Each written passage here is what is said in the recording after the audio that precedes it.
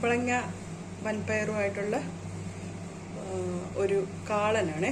അതിനായിട്ട് കുമ്പളങ്ങ ഇതുപോലെ കട്ട് ചെയ്ത് 2-3 പച്ചമുളകും ചേർത്ത് ഉപ്പും ഇട്ട് വേവിക്കണം.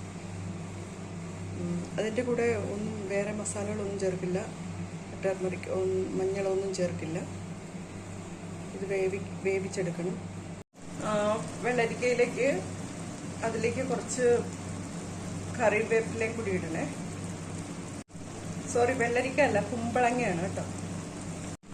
കുമ്പളങ്ങ നല്ലപോലെ വെന്തിട്ടുണ്ട്. ഇനി അതിലേക്ക് വൻപയർ കൂടി ചേർക്കണം. ഇതിലേക്ക് പയറും ഞാൻ ചേർത്തിട്ടുണ്ട്. ഇനി തേങ്ങാപ്പാൽ ഒഴിക്കണം. ഇതിൽ തേങ്ങാപ്പാൽ ചേർത്തിട്ടുണ്ട്. ഇതിൽ